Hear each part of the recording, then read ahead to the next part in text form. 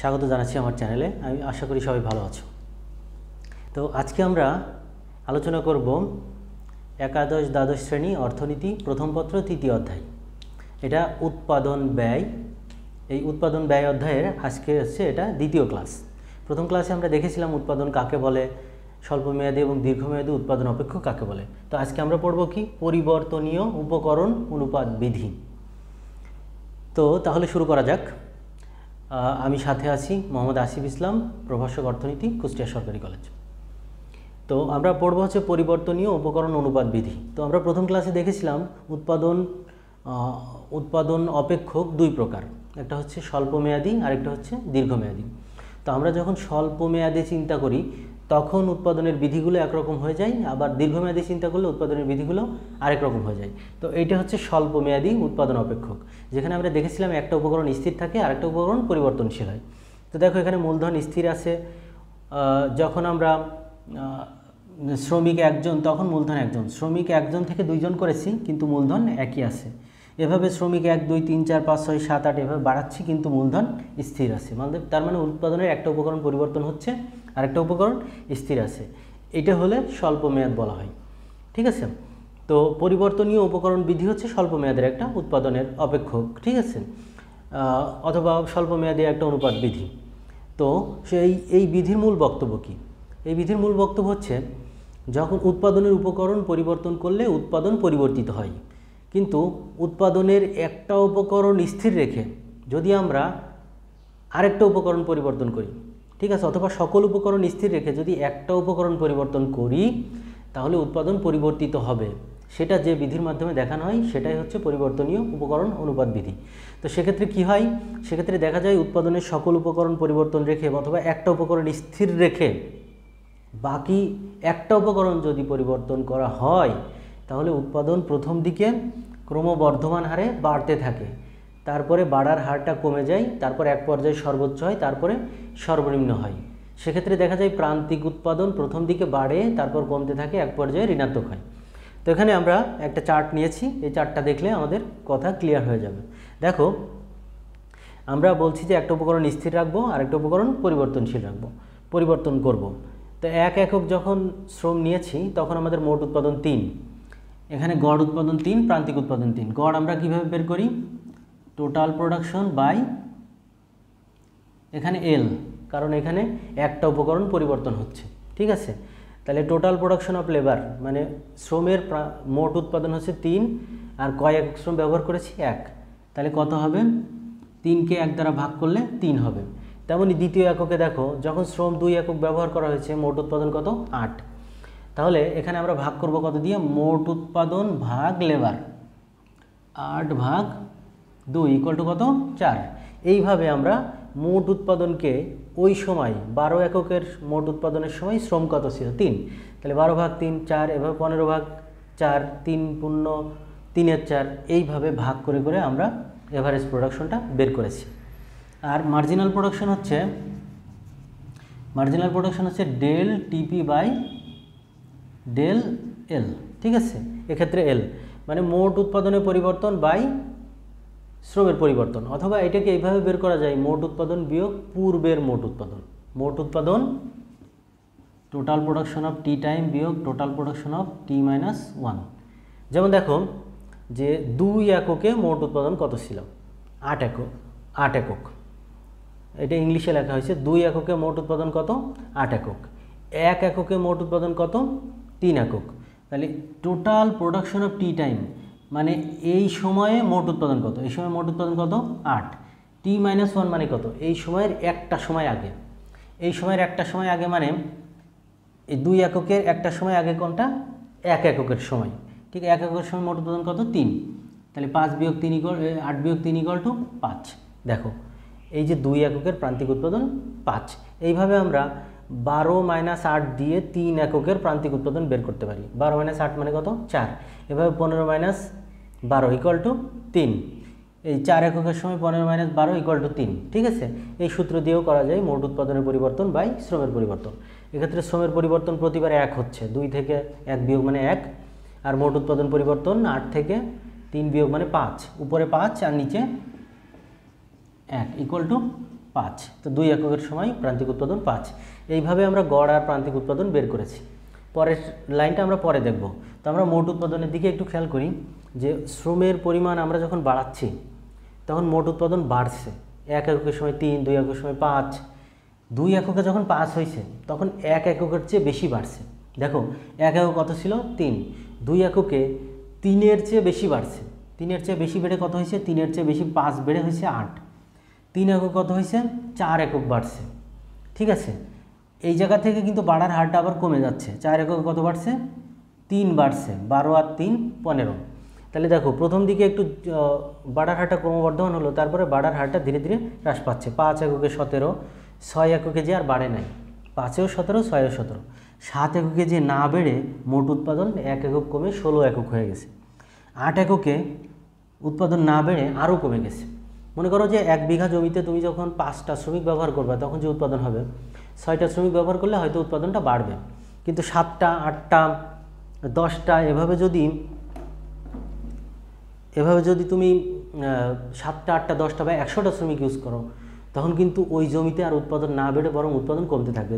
যদি তুমি 1 বিঘা জমিতে 1000 শ্রমিক নামাও তাহলে বরং উৎপাদন না বেড়ে ওই জমির ফসল আরও নষ্ট হয়ে যাবে। তো এটাই বোঝাচ্ছে যখন শ্রমের পরিমাণ বাড়ানো হচ্ছে তখন মোট উৎপাদন প্রথম দিকে বাড়তেছিল, তারপর ধীরে ধীরে কমতে শুরু করেছে। ঠিক আছে, তো যখন কমতে শুরু করেছে তখন আমরা গড় উৎপাদন দিকে তাকাই। গড় উৎপাদন কি হচ্ছে? প্রথমে 3-এর পরে একটু বাড়লো, তারপর ধীরে ধীরে কমতে শুরু করেছে। 3, 4, 4, দেখো 3 পূর্ণ 3-এর 4, 3 পূর্ণ 2-এর 5, 2 পূর্ণ 5-এর 6, 2 পূর্ণ 2-এর 7, 1 পূর্ণ 5-এর 8। মানে গড় উৎপাদন আস্তে আস্তে বাড়লো, তারপর আস্তে আস্তে কমতে শুরু করেছে। তাহলে গড় উৎপাদনের নেচার হবে ধীরে ধীরে বাড়বে, ধীরে ধীরে কমবে। শ্রমিক বাড়ানোর সাথে সাথে ধীরে ধীরে বাড়বে, ধীরে ধীরে কমবে। প্রান্তিক উৎপাদন দেখো প্রথম দিকে গড়ের চেয়ে বেশি বাড়ছে। গড় বাড়ছে 4, প্রান্তিক বাড়ছে 5। এরপর আবার কমা শুরু করেছে। গড় যে হারে কমছে তার চেয়ে বেশি হারে কমছে। দেখো গড় শূন্য হয় নাই, কিন্তু 6 এককে প্রান্তিক উৎপাদন শূন্য হয়ে গেছে। এরপরে আরও আর ঋণাত্মক হয়ে গেছে। তাহলে প্রান্তিক উৎপাদন খুব দ্রুত বাড়ে, খুব দ্রুত নেমে যায়। এরপর দেখো এইগুলো দিয়ে উৎপাদনের 3টা পর্যায়ে ভাগ করা যায়। ঠিক আছে, 3টা পর্যায় কি? প্রথম দিকে উৎপাদন বাড়তে বাড়তে যে সময় গড় এবং প্রান্তিক সমান হয় সেই সময় পর্যন্ত প্রথম পর্যায় বলা যায়। গড় এবং প্রান্তিক এই ক্ষেত্রে কত? 4 আর 4, গড়ও 4, প্রান্তিকও 4। এরপরে দেখো গড় উৎপাদন কমা শুরু করেছে। গড় উৎপাদন কমতে কমতে প্রান্তিক উৎপাদন যতক্ষণ পর্যন্ত শূন্য না হবে, মানে মোট উৎপাদন সর্বোচ্চ না হবে। মোট উৎপাদন সর্বোচ্চ মানে 17, এটাও 17, এটাও 17, কিন্তু এটা শূন্য যখন তখন সর্বোচ্চ। তাহলে শূন্য হলে তখন শূন্য পর্যন্ত দ্বিতীয় পর্যায়, এবং এরপরে প্রান্তিক উৎপাদন কমতে থাকছে, এটাকে বলবো তৃতীয় পর্যায়। তো এটা চিত্রের মাধ্যমে ব্যাখ্যা করা যায়। এটা আমরা যে চিত্র আঁকবো সেটাতে এই তথ্যের অনুযায়ী চিত্র আঁকার কোনো দরকার নাই। ঠিক আছে, এটা তোমাদের ইচ্ছা মতো একটা চিত্র দিতে হবে। এটা শেপ ঠিক থাকলেই উত্তর কারেক্ট হবে। কেটা স্থির, এল পরিবর্তনশীল, আর এখানে নিলাম টোটাল প্রোডাকশন। এটা টোটাল প্রোডাকশন অফ এল। এখানে আমরা নিব হচ্ছে এল কে, আর এখানে নেব এপি এমপি, মানে প্রান্তিক উৎপাদন আর গড় উৎপাদন। তো এখানে দেখো এই জায়গাটা আমাদের উৎপাদন সর্বোচ্চ হচ্ছে, তারপরে এখানে আমাদের উৎপাদন বাড়তে শুরু করেছে, আর এখানে হচ্ছে পয়েন্ট অফ ইনফ্লেকশন। ঠিক আছে, পয়েন্ট অফ ইনফ্লেকশনে আমাদের এখান থেকে একটা স্পর্শক আঁকবো, এখানে মিলিত হবে। ঠিক আছে, আচ্ছা এখন এই দাগগুলো কি কেন দিলাম সেটা আমি এখন বোঝাচ্ছি। প্রথমে দেখো প্রথম দিকে উৎপাদন যত লেবার বাড়াচ্ছি, ক্যাপিটাল স্থির রেখে লেবার বাড়াচ্ছি মানে মনে করে 1, 2, 3, তত মোট উৎপাদন বাড়ছে, মোট উৎপাদন তত বাড়ছে। তো বাড়ার হারটা প্রথম দিকে একটু বেড়ে তারপর বাড়ার হারটা খুব দ্রুত গতিতে বাড়ছে। তো বাড়ার হারটা যেই জায়গা সর্বোচ্চ, ঠিক আছে, খুব দ্রুত বাড়ছে, যেখানে খাড়া হয়ে গেছে। ঠিক আছে, এখানে স্পর্শক আঁকলে স্পর্শকের ঢালটা যেখানে সবচেয়ে বেশি হয় সেটাই হচ্ছে বাড়ার হার সবচেয়ে বেশি। যেমন এখানে একটা স্পর্শক আঁকলে যা হবে, এই জায়গায় একটা স্পর্শক আঁকলে সেটা বেশি খাড়া হবে, ওই স্পর্শকের ঢাল এই নিচেরটার চেয়ে বেশি হবে। তো এই জায়গা হবে মোট প্রান্তিক উৎপাদন সর্বোচ্চ, মানে মোট উৎপাদনের যেখানে ঢাল বেশি হবে সেটা হবে প্রান্তিক উৎপাদনের সর্বোচ্চ পর্যায়। আচ্ছা ওইটা দরকার নেই, এই রেখা যেখানে বেশি খাড়া সেই জায়গা হবে প্রান্তিক উৎপাদনের সর্বোচ্চ পর্যায়। সেই জায়গা আমরা কি করব, সেখানে আমরা প্রান্তিক উৎপাদন সর্বোচ্চ করব। এরপরে প্রান্তিক উৎপাদন কমতে কমতে এখানে ঋণাত্মক হবে, 0 হবে, তারপর ঋণাত্মক হতে শুরু করবে। ঠিক আছে, এইটা হবে প্রান্তিক উৎপাদনের নেচার। প্রান্তিক উৎপাদন প্রথমে 3-এর পরেই কত হয়েছে, 5, মানে সর্বোচ্চ বেড়ে গেছে। তারপর কি হয়েছে, ধীরে ধীরে কমতে শুরু করেছে। ঠিক আছে, এটা 0 থেকেই দিতে হবে, এর কোনো মানে নাই। ঠিক আছে, এটা আমরা 0 বাদেও শুরু করতে পারি, তবে সাধারণত 0 থেকে শুরু করা হয়। তো এখানে বাড়ার পরে দেখো, এখানে বাড়ার পরে মোট উৎপাদন যখন সর্বোচ্চ, তখন প্রান্তিক উৎপাদন 0 হয়েছে। কেন? কারণ প্রান্তিক উৎপাদন মানে মোট বিয়োগ পূর্বের মোট। 17 বিয়োগ 17 মানে কত, 0। তাহলে প্রান্তিক উৎপাদন 0 কোথায়, মোট উৎপাদন যেখানে সর্বোচ্চ, প্রান্তিক উৎপাদন সেখানে 0। এবার আমরা গড় উৎপাদন আঁকবো। দেখো গড় আমি বলেছিলাম যে ধীরে ধীরে বাড়বে, ধীরে ধীরে কমবে, এবং একটা পর্যায়ে গড় এবং প্রান্তিক দুইটাই 4-4 হয়ে যাবে। APL MPL। ঠিক আছে, এখানে দেখো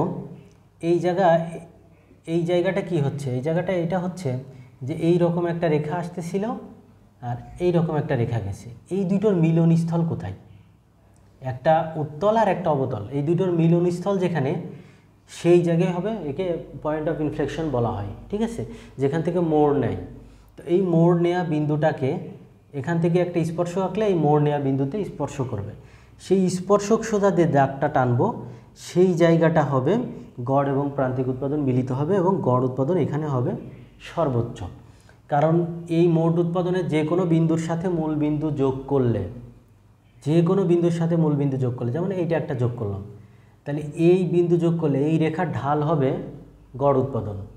যে কোনো বিন্দু আর মূল বিন্দুর যোগফল হবে গড় উৎপাদন। যে কোনো বিন্দু এবং মূল বিন্দুর যোগফল হলে যে রেখা পাওয়া যায়, মনে করো এই বিন্দুতে গড় উৎপাদন কত, এটা যোগ করলাম, এর যদি আমরা ঢাল বের করি, এই রেখার ঢাল বের করি, সেটাই হবে গড় উৎপাদন। তো গড় উৎপাদন যে কোনো বিন্দুর সাথে মূল বিন্দু যোগ করলে এই যে স্পর্শক, মানে এই যোগফলটা, এর চেয়ে উপরে আর কোনো রেখা যায় না। দেখো এখান থেকে যদি যোগ করি, এখান থেকে মূলবিন্দু যোগ করলে যে রেখা পাওয়া যাচ্ছে, এই রেখার ঢাল আর এই রেখার ঢাল, অবশ্যই এই রেখার ঢাল বেশি হবে। সুতরাং গড় উৎপাদন কোথায় সর্বোচ্চ হবে, যখন এই মোট উৎপাদন এর এই বিন্দুতে, এই বিন্দু এবং মূলবিন্দুর যোগফল, এই রেখার ঢালই সবচেয়ে বেশি হবে। সুতরাং গড় উৎপাদন হবে ওই বিন্দুতে বেশি যেই জায়গায় ঢাল সবচেয়ে বেশি। সুতরাং গড় উৎপাদন কোথায় বেশি হবে, এখানে, এই যে পয়েন্ট অফ ইনফ্লেকশন। ঠিক আছে, বোঝা গেল তো? আচ্ছা, ঢাল মানে কি সেটা তোমরা একটু দেখে নিও, তাহলে বিষয়টা বুঝতে পারবো। আচ্ছা ঠিক আছে। আর নর্মাল সেন্সে যারা ইন্টারমিডিয়েটের ছাত্রছাত্রী, তাদের জন্য এটা হচ্ছে এই যে এইরকম উত্তল এবং অবতল যেখানে মিলিত হয় এই রেখার, সেই জায়গায় একটা দাগ নিয়ে সেখানে তোমরা গড় উৎপাদন বাড়াতে থাকবা, বাড়াতে বাড়াতে এই দাগ সোজা এসে এই দাগ পর্যন্ত বাড়াবা, তারপর কমাই দিবা, এবং এখানে প্রান্তিক এবং গড় উৎপাদনকে মিলিত করবা। ঠিক আছে, তো এখন দেখো, এখন উৎপাদনের 3টা পর্যায় আমরা আগেই বলেছিলাম। তো সেক্ষেত্রে উৎপাদন প্রথম দিকে বাড়লে তখন যদি উৎপাদন থামিয়ে দেওয়া হয়, তাহলে সেটা যৌক্তিক হবে না। মানে কীরকম, মনে করো একজন শ্রমিককে আমি 5 টাকা দিচ্ছি, সে আমাকে 10 টাকার সমপরিমাণ উৎপাদন করে দিচ্ছে, তাহলে আমার 5 টাকা লাভ থাকছে। পরবর্তী শ্রমিক নিয়োগ দিলাম, তাকে আমি 5 টাকা দিলাম, সে আমাকে 7 টাকা উৎপাদন করে দিল, তাও 2 টাকা লাভ। তারপর আবার একজন শ্রমিক নিয়োগ দিলাম, সে 5 টাকা দিই, তাই সে আমাকে 5 টাকার উৎপাদন করে দিল, তাহলে লাভ লস সমান। এরপরের জনকেও আমি 5 টাকা দিই, কিন্তু সে আমাকে উৎপাদন করে দেয় 4 টাকা, তাহলে আমার কী হয়, লস হয়। ঠিক আছে, তাহলে যখন আমি যা দিই তার চেয়ে কম উৎপাদন হবে, তখন আর আমার উৎপাদন করা লাভজনক হবে না। তো এই যে 5 টাকা সমান, ঠিক আছে, এইটাই দেখাচ্ছে প্রান্তিক উৎপাদন। মানে প্রান্তিক উৎপাদন 0-র উপরে ততক্ষণ পর্যন্ত আমার শ্রমিক নিয়োগ দেওয়া লাভজনক হবে, মানে তাকে যা দিচ্ছি তার চেয়ে সে বেশি রিটার্ন দিচ্ছে। ঠিক আছে, তাহলে প্রথম দিকে যখন গড় উৎপাদন বাড়ছে ততক্ষণ পর্যন্ত প্রথম পর্যায়ে, এরপরে গড়ও কমছে, প্রান্তিকও কমছে, কিন্তু প্রান্তিক যতক্ষণ 0 না হয় ততক্ষণ পর্যন্ত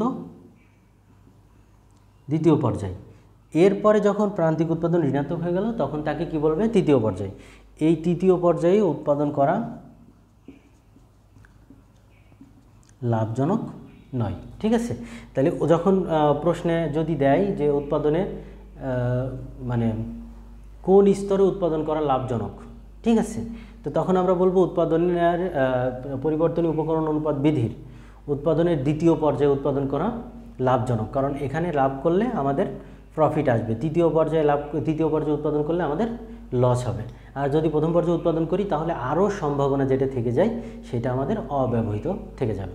ঠিক আছে, তাহলে আজকের মতো এ পর্যন্তই। পরবর্তী ক্লাস দেখার আমন্ত্রণ রইল। ধন্যবাদ।